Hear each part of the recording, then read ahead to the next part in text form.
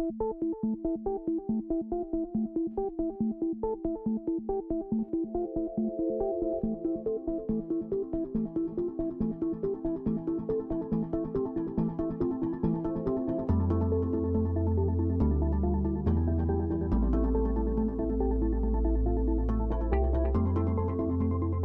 I'm Holly Noto. I'm part of Oliver Wyman's organizational effectiveness practice. Today, I'm talking to Tom Reagan, who's the cyber practice leader at Marsh. Welcome, Tom. How are you today? Great, thanks, Holly. How are you? Great. So we're talking about really embracing what's going on in cybersecurity and cyber risk right now. That's a compelling topic. A lot of companies are thinking about. Let's maybe start with your observations now. What do you see happening in technology?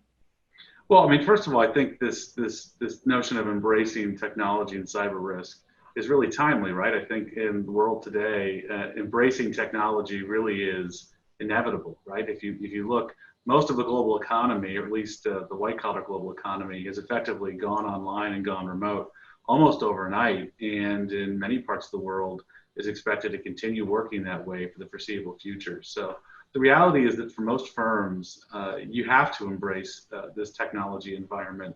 And a lot of organizations that perhaps were concerned or not quite sure how digital transformation would play out have had to adapt very, very quickly. And what's really remarkable is how quickly that adaptation has come to fruition. I think a lot of firms have been surprised at how quickly they've been able to adapt to the virtual environment. Although I think that also raises a little bit of concern about where do we go from here?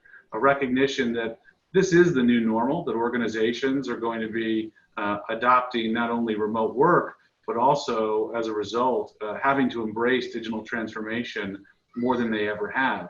And that's a fantastic thing that creates quite a lot of opportunities for firms. Certainly, there's not only the opportunity to recognize cost savings through adopting new technology models, but also new operating models, new ways of work.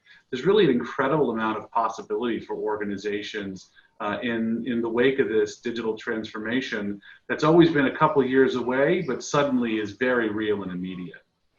Are there some, trends in digital and technology that have been accelerated by what's happened in sort of our COVID era? Well, certainly there's been the trend towards the adoption of remote work. But beyond that, I think this has absolutely accelerated utilization of cloud technologies. If you look at not only direct utilization of cloud, which is way up, but also utilization of technologies that are built on a cloud stack, that's accelerated as well. I think it's also really transformed global supply chains. Organizations are getting much more comfortable not only operating with a digital supply chain, but also leveraging digital components in their own supply chain. As an example, one thing we saw very quickly in the immediate aftermath of COVID was retailers turning their now unused retail locations into mini distribution warehouses. That's something that would have been really unthinkable 15 or 20 years ago. But all of a sudden, when necessity being the mother of invention became very real. And I think organizations have recognized that they can really push their technology and their digital stack in a way that would have seemed almost impossible even 5 or 10 years ago. I think a lot when you start to open up this idea of accelerating trends, that leads me to ask about disruption. We can think about disruption in two ways. One, being disrupted, and then also disrupting. What do you see in terms of disruption happening now, or at least maybe some potential?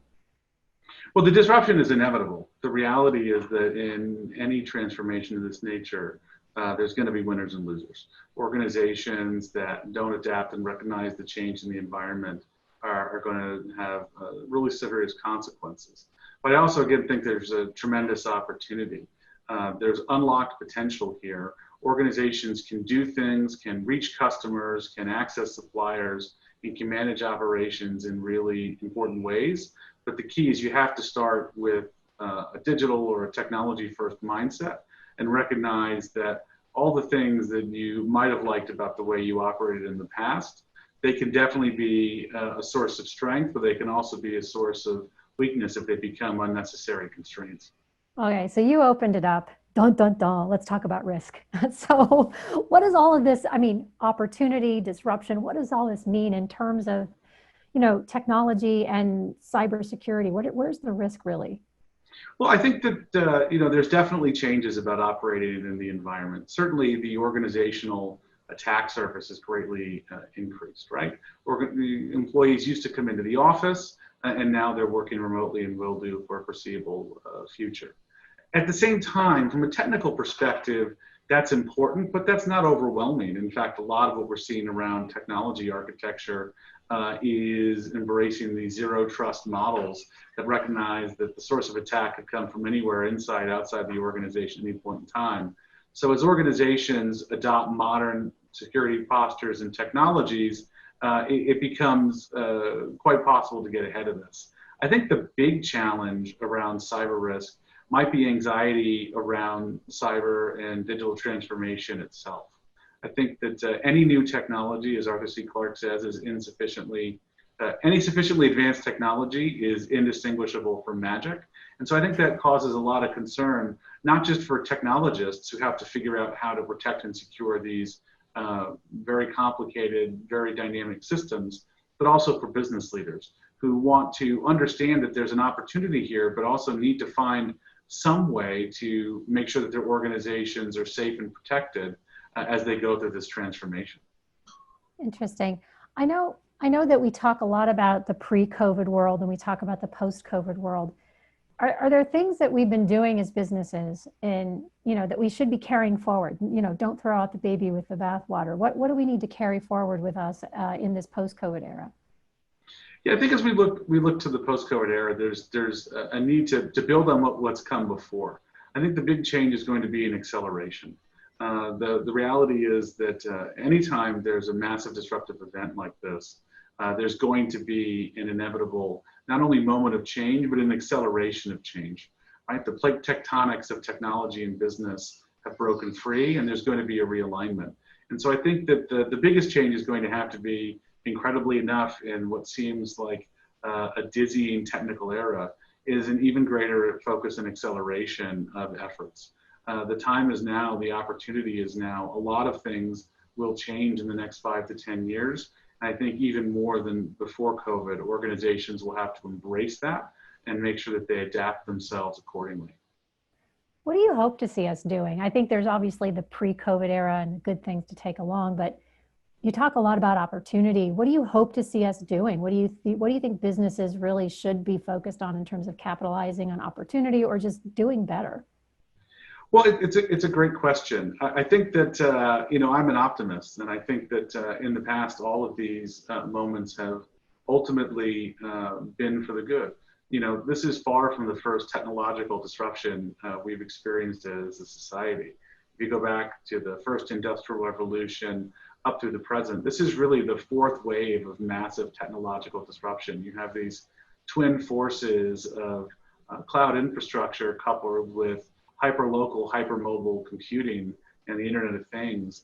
And so there's obviously going to be great disruption, but if we've learned one thing from the previous 3 industrial revolutions, ultimately, we see tremendous opportunity not only in business innovation and growth in the economy, but also elevation of standards of living.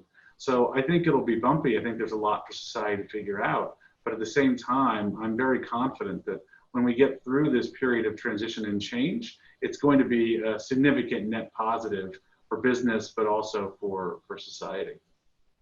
Are there any bumps we should be aware of? I mean, it'll be bumpy. So what are we looking out for as businesses? Yeah, I think that for individual businesses, the focus has to really be on individual organizational preparedness. I think we talk a lot in the cyber world about this notion of resiliency. And I think the concern is that organizations right now are certainly doing a lot to prepare themselves and to protect the firm. But there's the potential that those efforts, if they're too one-dimensional, could lead to brittleness. The reality is that cyber risk is going to be very dynamic, both today, tomorrow, and in the future. And organizations need to have a flexible response. There's no one threat that's going to dominate. There's no one permanent issue that's going to control all cyber risk. So organizations need to really have that varied set of responses and a flexible mindset to make sure that they're truly resilient in the face of cyber risk rather than overly focused on one-dimensional elements of security. It's a great design principle or guiding principle for our organizations. Are there other principles that we should be putting in play? Yeah, I think that the key principles for organizations as they deal with cyber risk in this new realm are to be secure by design, to be private by default, to recognize that everything is global, and to really focus on that notion of resilience. So secure by design, I think there's a recognition that security has to be a consideration from the very first moment of conception. So whether that's product design or a business model, the elements of cybersecurity can't be tacked on later. We have to really think about how we're going to operate these systems and how we're going to do so safely, and work not only with technologists, but also with business leaders to make sure that they understand the necessary design elements and trade-offs that go into that. Second, I think things have to be private by default.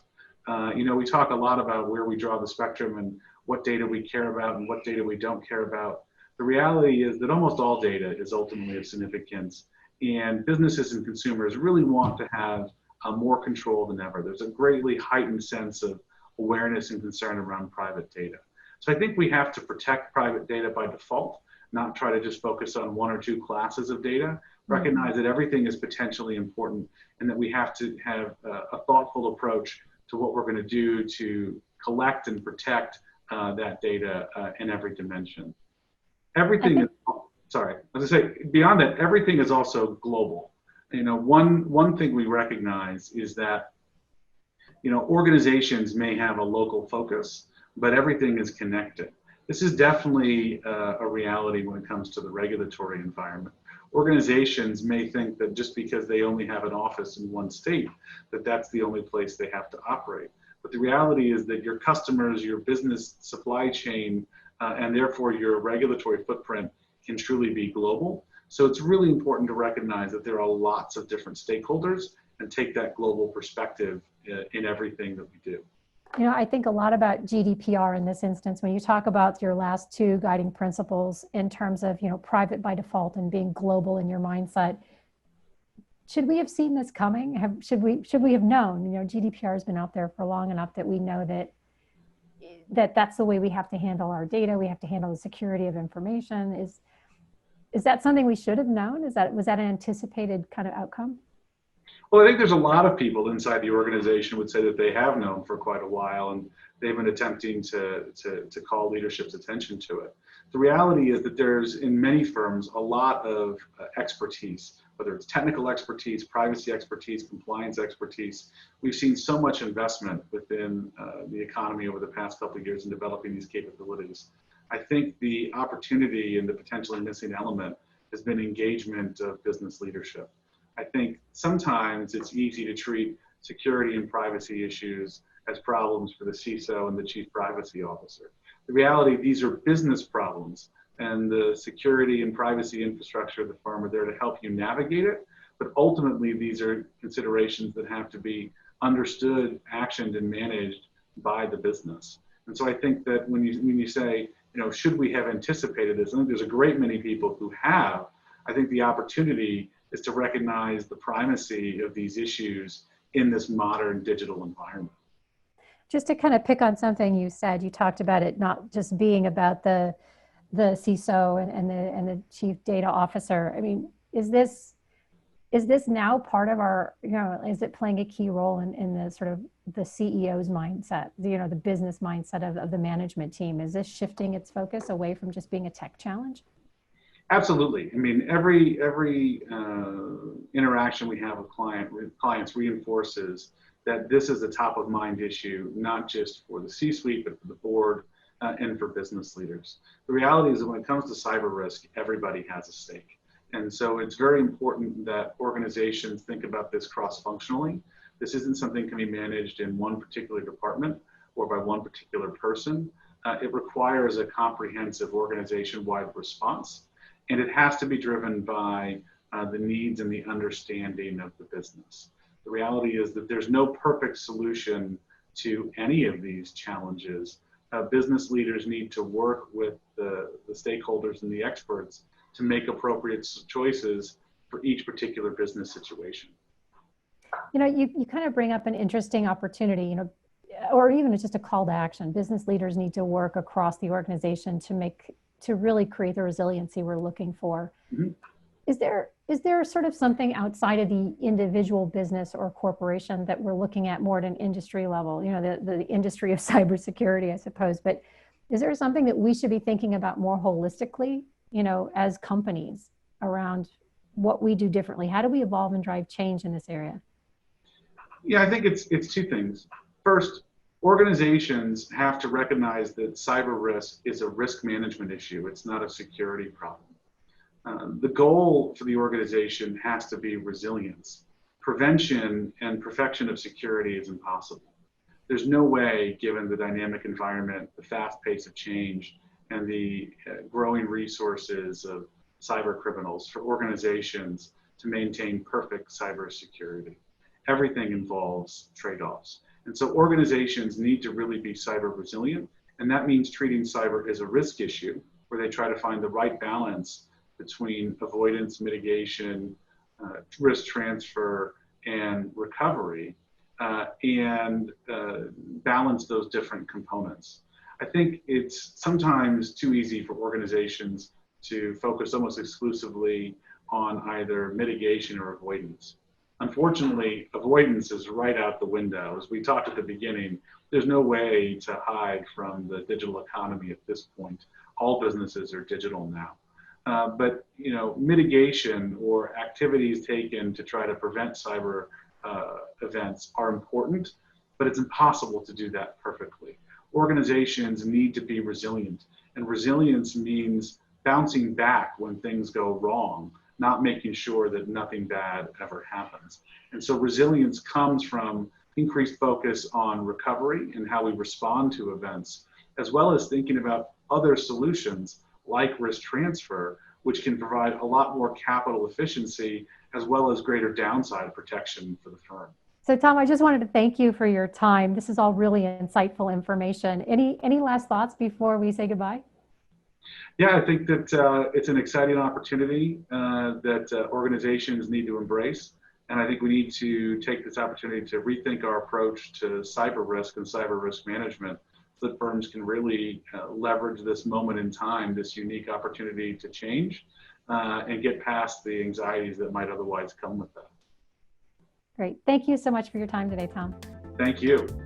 If you enjoyed this talk, there's more for you to explore. Visit the agenda page to register for a design session where you'll be able to discuss this theme and design a better future with 5 to 10 of your peers. Or look out for live sessions with this speaker happening throughout our event. Finally, check out the other talks on this theme or the 4 other themes in our exclusive on-demand library.